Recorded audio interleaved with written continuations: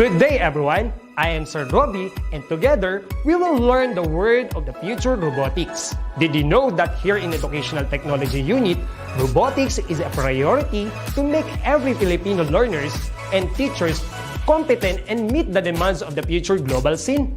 Wherein teachers, students, and parents who wanted to learn robotics is just a click away for free.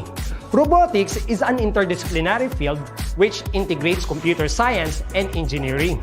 It involves design, construction, operation, and use of robots to assist human activities. Are you ready for this transformation? Soon in ICT's Educational Technology Unit. Come and join us and love the future para sa bata, para sa bayan, at para sa guro. Sulong edukalidad.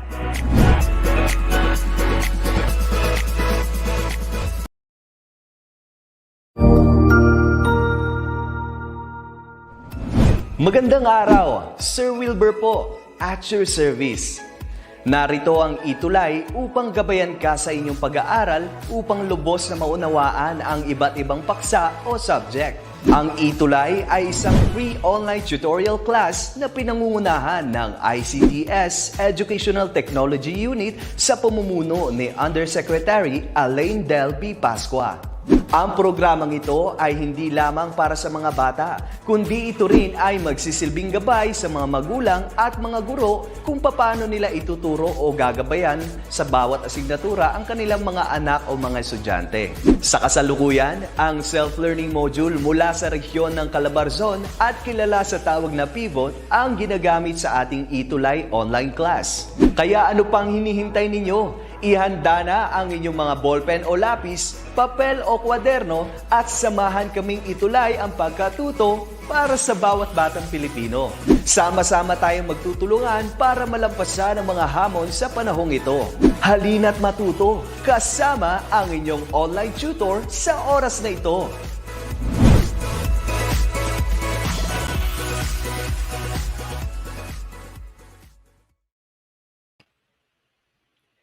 Magandang hapon po sa lahat, lalong-lalo na po sa ating mga senior high school learners and parents who are watching our live stream of our online tutorial. At pa-shoutout din po sa aming division LRMDS coordinator na si Ma'am Pia Chu and to our division program supervisor in mathematics na si Ma'am Hazel Maraveles. And also, I would like to greet din po ang lahat ng mga research teachers na nanunood po ngayon. Alright? At magandang hapon din po sa lahat ng ating online viewers. Hello po and welcome to our ETUlay tutorial session. We have Jean Kenneth, Hazel Ann, Kyla, Maria Gloria, Queenie Kaizen, Bianca, Don Michael, Jamil, Ronald, Marcos from Lubang Integrated School, Lubang Island, Occidental Mindoro. We also have Nisha Elisha and Lori and a lot more. Okay? Ako po si Tutor June at muli, samahan niyo ako class as we learn very important topics for inquiries, investigations, and immersion. At dahil tapos na po tayo sa ating third quarter coverage, magkakaroon din po tayo mamaya ng pagbibigay-pugay or recognition sa ating 3 Eyes Tuty of the Week as well as sa ating 3 Eyes third quarter awardee. Alright? Muli, isang mainit na pagbati po sa ating mga senior high school tuties dahil nalampasan po natin ang mga learning tasks sa third quarter sa 3 Eyes. At ang session natin ngayon, class, will lead us to understand our first topic in quarter 4, which deals on data collection procedures. Specifically, at the end of this tutorial session, you are expected to construct a research instrument and establishes its validity and reliability. And I would like to take this opportunity to thank Sir Von Christopher G. Chua, a PhD candidate in science education, major in mathematics at the De La Salle University, for allowing us to use some of the contents of his presentation. To begin, I would like you, class, to indicate whether each statement is true or false by writing the word true or false in our live stream's comment section. All right? Are you ready? Number 1, reliability refers to whether we are truly measuring the concept of interest in our study. Is this statement true or false? Again, the statement is reliability refers to whether we are truly measuring the concept of interest in our study. Let me check who got it right. Again, students, please write your answer in the comment section below. Is it true or false? Jane Wency answered false. Ronald Joe also answered false, as well as Maria Gloria answered false. The correct answer is false. Good job. It is false because the aforementioned statement does not talk about reliability, but of validity. All right. Number 2, an instrument refers to the questionnaire or data gathering tool to be constructed, validated, and administered. All right, let me check your answers. Again, please write true or false in the comment section.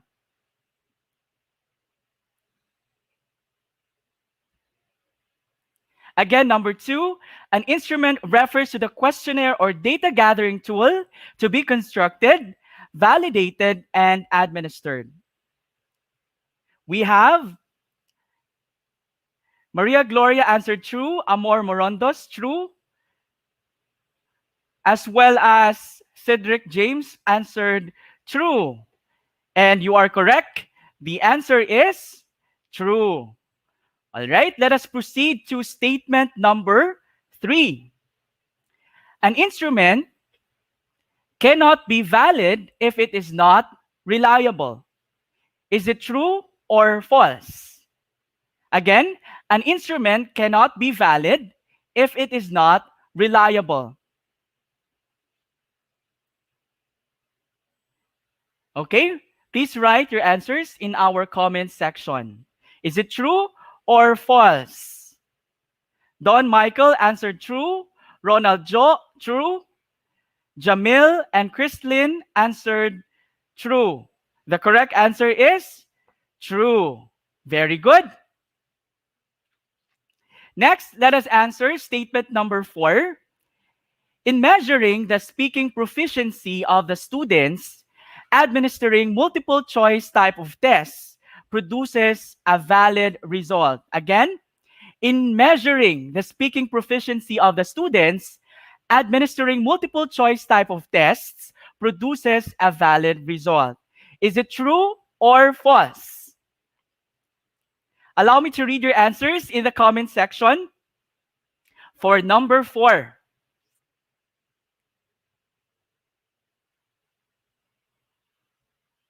we have Jane Wency answered false. Okay, and that is correct. The answer is false. It is false because when you administer a multiple choice type of test to measure the speaking proficiency of the students, then you are not measuring the actual construct that you plan to measure, which is on speaking proficiency. Hence, the instrument will not produce a valid result. All right? And finally, number 5, when you are performing retest reliability, you will be giving the same instrument twice to the same group of people. Is this statement true or false? Again, when you are performing retest reliability, you will be giving the same instrument twice to the same group of people. Is this statement true or false? Let me check who got it right. We have Jean Kenneth, Christine, Maria Gloria, Jane Wency, Julianne, Krishali, Lori, and okay, all students answered true. And of course, the correct answer is true. Good job. So congratulations, class, for those who have answered it all correctly. Pero sa mga hindi po nakapagsagot ng tama sa lahat ng items, it means that you still have a lot more to learn about this topic. Pero wag po kayong mag-alala.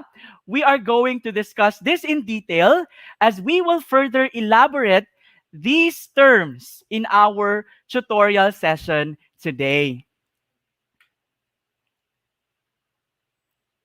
Let us start our discussion by defining the term instrument or research instrument.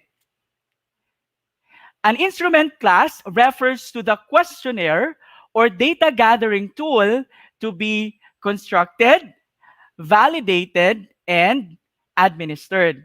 And class, meron po tayong 3 options. Okay? 3 options for obtaining an instrument to be used in our study. First option is you can develop one yourself. Hence, the instrument will be researcher-made. Okay? The second option is you locate one instrument and then modify the instrument. The third option is you locate an instrument and use the instrument in its entirety. All right? So of these choices, locating one to use or locating an instrument to use, either modifying or using the original form of the instrument represents the easiest approach. Since it is more difficult, class, to develop an instrument than to locate or modify an instrument in the study. Because if an instrument, class, is researcher-made, meaning kayo po ang gumawa ng instrument, dapat muna natin siya ma-check in terms of its validity and reliability before natin siya gamitin o i-administer sa ating mga respondents. At may iba't ibang types po tayo ng validity and reliability test which we are going to discuss later. Pero if adopted ang instrument, the student should indicate its description as to its items, scoring, and qualification. At kailangan din natin mag-secure ng permission sa original author na we are going to adopt his or her instrument in the study. This is one of the research ethics in data collection na kailangan alam at pinapractice po natin. At lalong-lalo na po kung magmo-modify po tayo o meron tayong binago sa instrument to fit the requirements in our study, kailangan din po na we need to obtain permission to modify the instrument. And typically, authors of the original instrument will ask for a copy of your modified version and the results of your study in exchange for your use of their instrument. Now, whether the instrument is researcher-made or adopted, the researcher must explain its parts and how the instrument will be validated or was validated. And take note, class, that the actual instrument to be used should be appended in your research paper, except for standardized instruments. All right? And one of the commonly used instrument class in educational research is a survey questionnaire. A survey questionnaire is an instrument in research that lists questions about a topic with spaces for your responses. And we have 5 types of questions na pwede po natin ilagay sa ating survey questionnaire. First is the yes or no question. For example, do you consider research to be important? Yes or no? Second is the recognition type. For example, which of the following do you consider in buying a phone? Is it the brand name, the price, the specs, and others? Please specify. Third is the completion type of question. For example, when I hear my phone ring, I blank. In here, you let your respondent complete the given statement. The fourth one is coding. For example, I use my phone during class. 4, always. 3, for often. 2, seldom. And 1, never. Dito po, gumagamit po tayo ng mga codes or scales. In our example, we use a 4-point Likert scale. At ito pong ating mga codes, iyan po ang ating i-compute or gagamitin sa data analysis po natin. And finally, is the subjective type of question. For example, how do you feel when you leave your phone at home accidentally? So this is a subjective type at open po ang question dito for various answers ng ating respondents. At since nagva-vary po ang mga sagot, usually po ang ginagawa po ng researcher ay iginagroup po nila ang mga common responses into things. So, in our set of or types of question class, ito pong yes or no, recognition, and coding questions are commonly used questions in quantitative research. And the completion and subjective type of questions are commonly used in qualitative research. All right?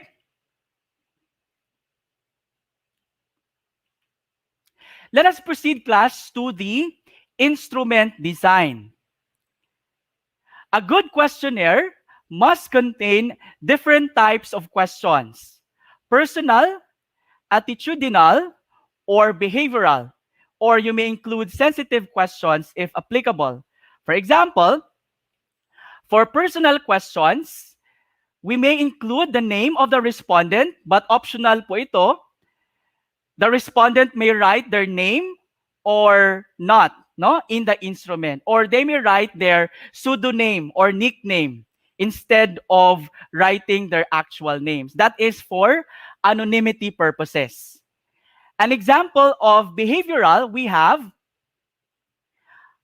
I am enthusiastic about being a student, strongly agree, or SA, A for agree, DA or disagree, and SD or strongly disagree.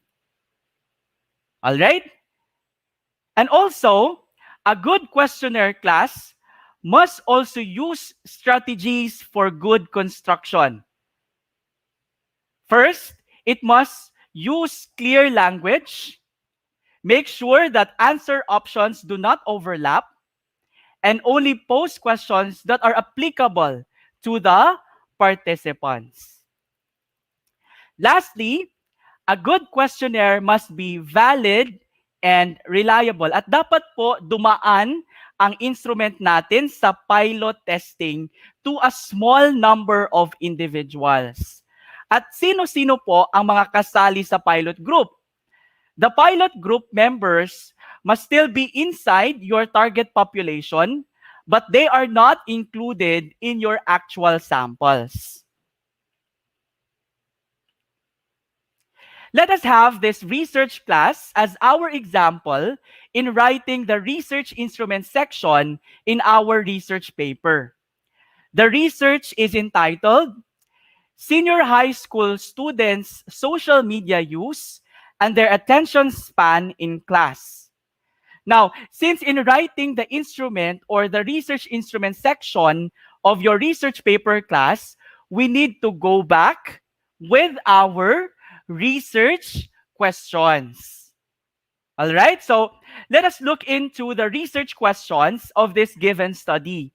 We have, specifically, this study shall seek answers to the following questions. Number one, what is the level of social media usage of grade 12 students of Ormoc City Senior High School in terms of A, forms of social media, B, frequency of social media use, and letter C, mode of social media use. Number two, what is the attention span in class of grade 12 students of OCSHS? Take note, class, that the variables in the study as reflected in our research questions are social media usage and attention span. Hence, we need to create or look for research instruments that will measure these variables. One instrument to measure social media usage and another instrument to measure students' attention span.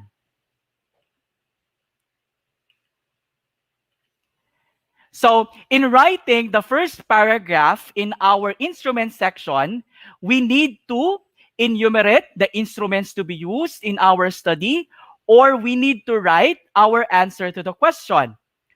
What instruments will you use to gather data to answer your research questions? Now, here is our example.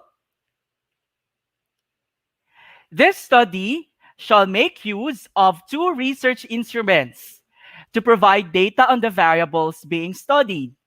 A validated questionnaire will be used to determine the respondents' level of social media use. And to measure the respondents' attention span in class, the researchers intend to use a mobile application. These instruments are further described in the succeeding paragraphs. In the next paragraph, class, we are going to describe the instruments or answer the question, why did you choose these instruments in your study? So here is our description of the first instrument or questionnaire, which is the social media use questionnaire. The purpose of this questionnaire is to assess the respondents' level of social media use in terms of three factors: form of social media use, frequency of use, and mode of use. And take note, class, if the instrument is adopted or modified, you need to state the original author of the instrument and the year of publication. So since the instrument is adopted, so we write, it was developed and tested for validity and reliability by Cruz 2012 for his research on the impact of social media usage on the academic performance of grade 10 students in the Philippines. However, if the instrument is researcher made, so in here we need to include the reliability coefficient and how the instrument was validated. And to answer our question, why did the researcher use this instrument? So we have here our answer to that question. Aside from being recent, the researchers have decided to use the instrument because it has been constructed within the context of Filipino students in mind. Now, pareho din po ang gagawin natin sa ating second instrument, which is the mobile application for attention span. So we need to write a detailed description of the instrument as well as the reason of choosing the instrument in our study. And in the last paragraph in the instrument section, we need to write our answers to the questions. What are the major parts of your instruments, including the major variables and sub-variables to be measured? And what rating scale will you use? Now, allow me to read our sample paragraph. A cover letter addressed to the researchers is attached to the questionnaire, explaining the research, its rationale and purpose, and the general instructions on how to fill out the form. The questionnaire is composed of 4 parts. Part 1 seeks to gather data regarding the demographic profile of the respondents, which includes their sex, age, and senior high school strand. Part 2 of the questionnaire lists down all available forms of social media and instructs the respondent to check those which they use, as many as applies. Part 3 seeks to determine how frequent the respondents use social media by asking them to rate their level of frequency to 10 statements. Possible responses are limited to a 5-point Likert scale. So this is the rating scale used in our study, a 5-point Likert scale. 5 for always, 4 for often, 3 sometimes, 2 seldom, and 1 never. And earlier class, we kept on mentioning that if our instrument is researcher made, we need to check or test first if our instrument is valid and reliable. But how do we do validity and reliability tests?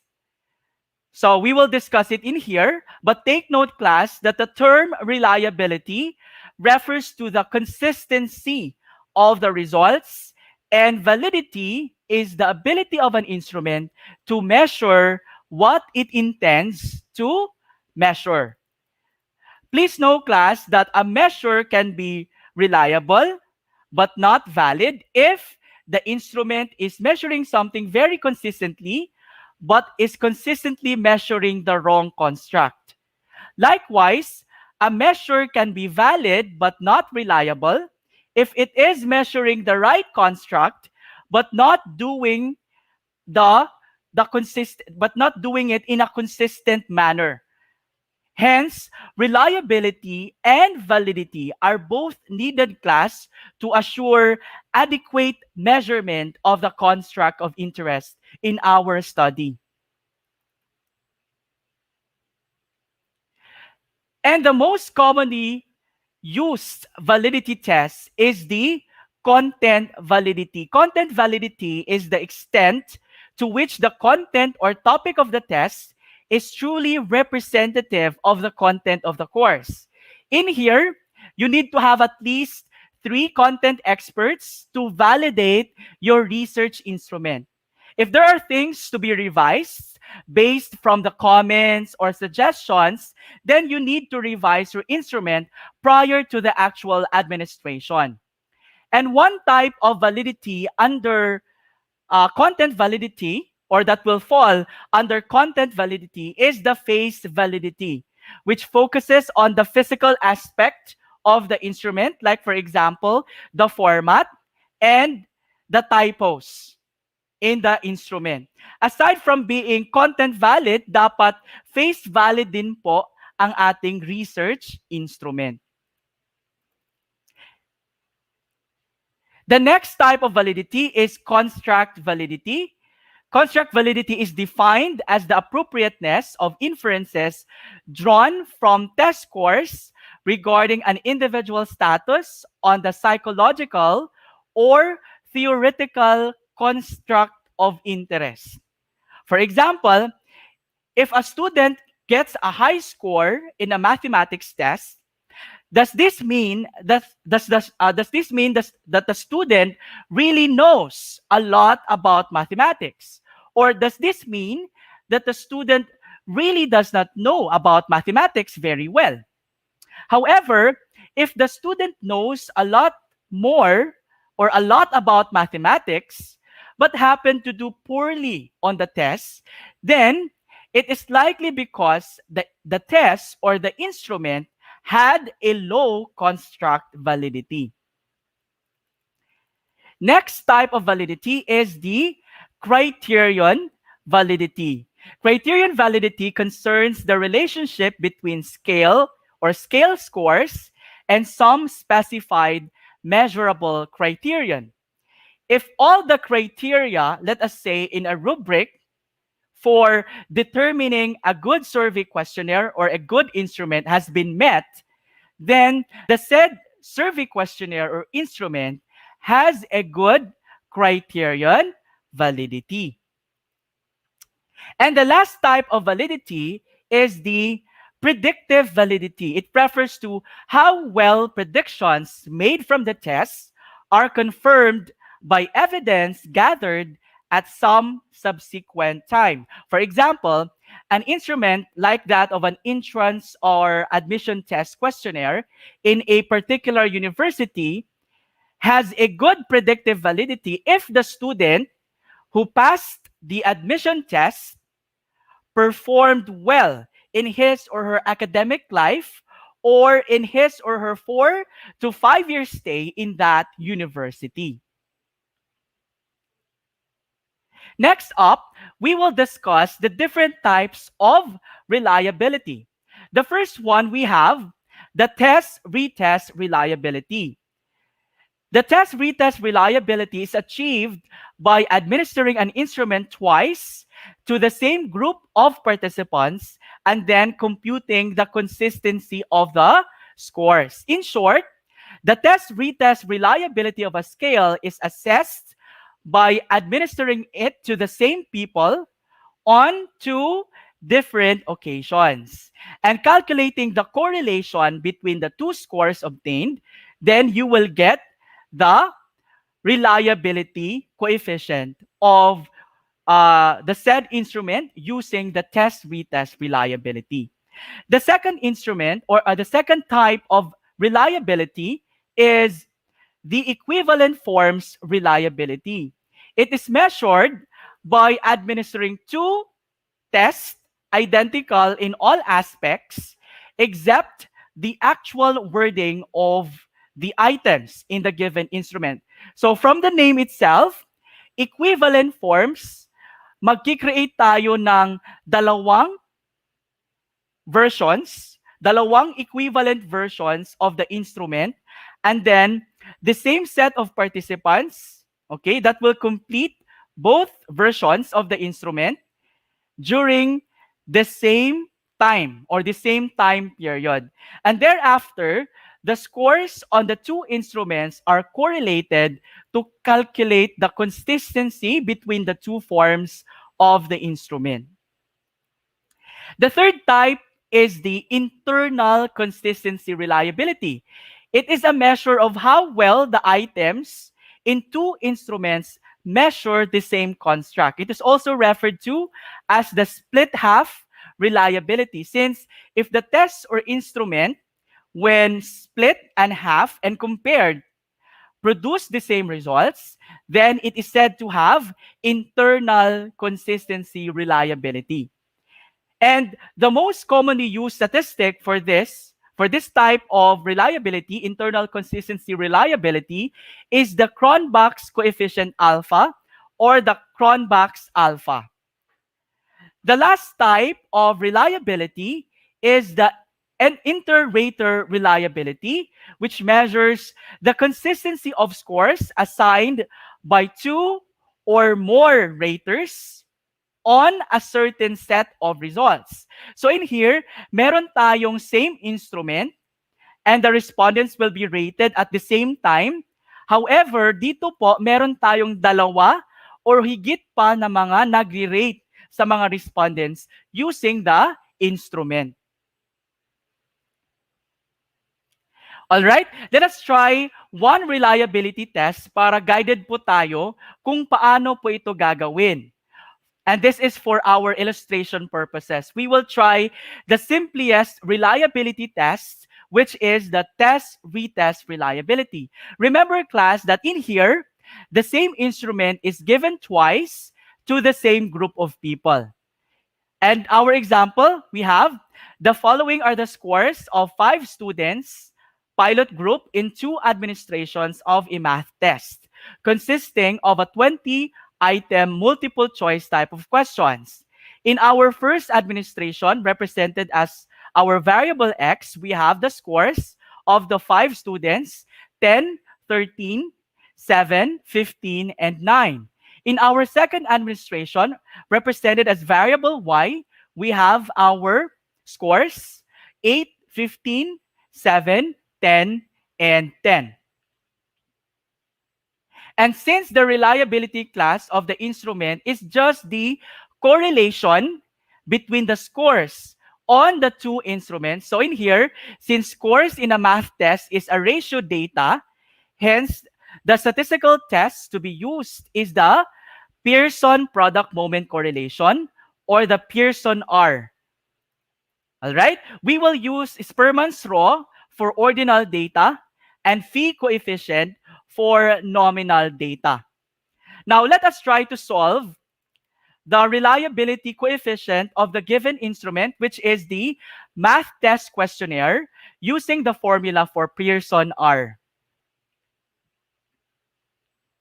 So we have the variable x, which represents the score of the pilot group in the first administration of the test questionnaire, and y represents the score of the pilot group in the second administration of the test questionnaire. So we have our, okay, this is the summation of x, or the summation of the first administration, which is 54. Okay, kindly use your calculator or cell phone to confirm if these summations are correct. All right? Now we have our y. The summation of y, we have 50. And then after that, we are going to get the square of each score in the first administration.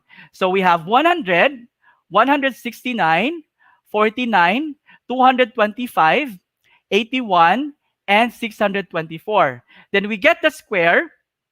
Okay, we square the scores in our second administration, or y squared. So we have 64, 225, 49, 100, 100, and 538.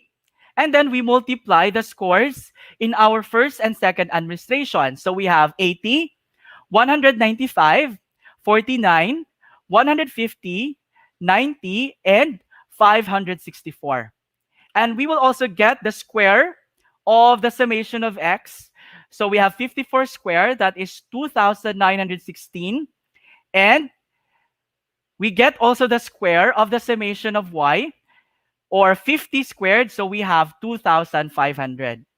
So we are just going to substitute the given summations to our formula for Pearson R. So we have our n. Our n is the number of pairs, or the number of administrations. So since it's 5, so you write 5 times the summation of x, y, or the summation of x times y, that is 564, minus the summation of x is 54, times the summation of y, which is 50, all over the square root of n, which is 5, times the summation of x squared, that is 624, minus the summation of x squared, or the square of the summation of x, that is 2,916, times n, which is 5. Are you following, class? Okay. Kindly use your calculator, if you have, or your cell phone, to check whether our values are correct. Summation of y squared, we have 538 minus, okay, may typo error po dito, minus, okay, minus summation of y squared, or the square of the summation of y. Okay, so that is 2,500. Hence, we will have 5 times 564, that is 2,820.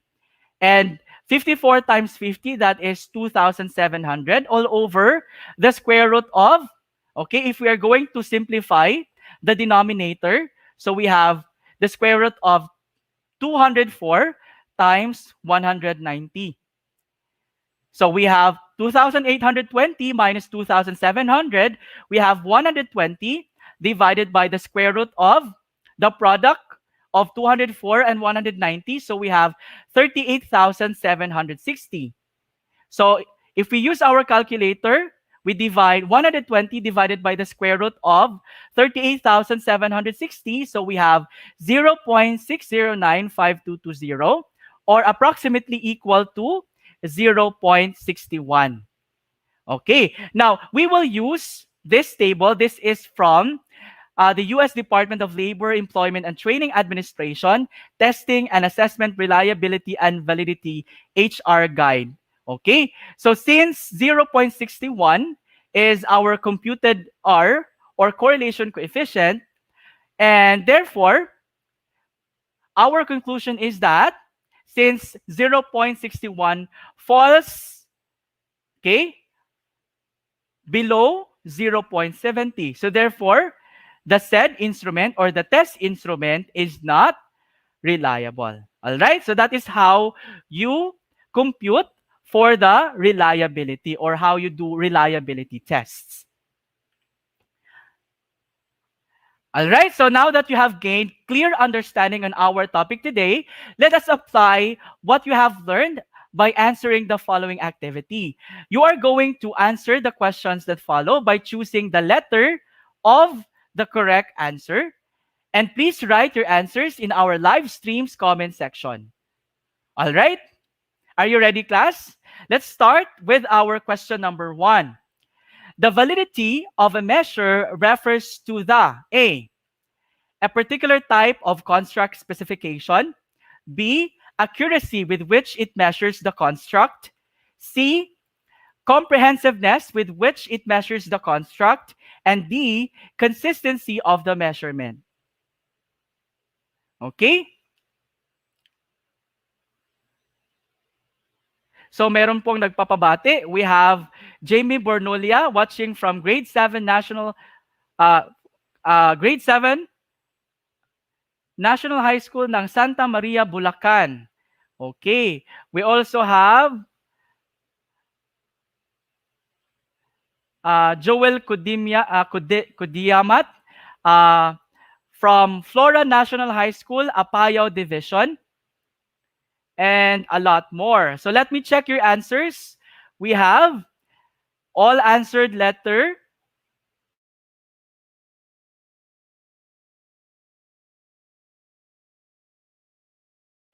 we are asking for the validity of a measure. The correct answer is letter B. Okay. The consistency of the measurement is for reliability. Okay, so the validity of a measure refers to the accuracy with which it measures the construct. Okay, so Stacy answered letter B. Good job. Guess administers version A of an achievement in progress for IEP reporting. She must determine blank reliability in order to ensure that version A is the same as version B. Is it A, inter-rater reliability, B, internal consistency reliability, C, equivalent forms reliability, and letter D, test-retest reliability? Okay, let me check your answers for question number 2. Okay, what type of reliability tests does Mrs. Rodriguez use in her study? Okay, Jamie Bornolia answered letter C. Okay, Jean Kenneth also answered letter C. That is correct. The correct answer is letter C. That is equivalent forms reliability. Very good. Next, let us answer question number 3. What must be written in the research instrument section of your research paper? Is it A, the instruments used to gather data in order to answer research questions? B, major parts of the instruments used, including major variables and sub-variables to be measured? Letter C, rating scale used, or letter D, all of the above. Okay? Allow me to read your answers in the comment section for number 3.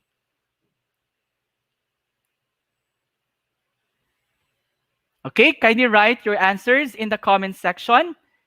Maria Gloria answered letter D, all of the above, as well as Stacy, Jamil, and Mary Jorens, as well as Kyla Muril. Okay, you are correct. It is letter D. All of these statements must be written in the research instrument section of your research paper. Good job.